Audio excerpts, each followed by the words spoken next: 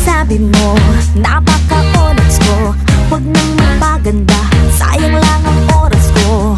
Sa kapal ng kilay pwedeng hide out, sa itim ng balat yari pag nag-brown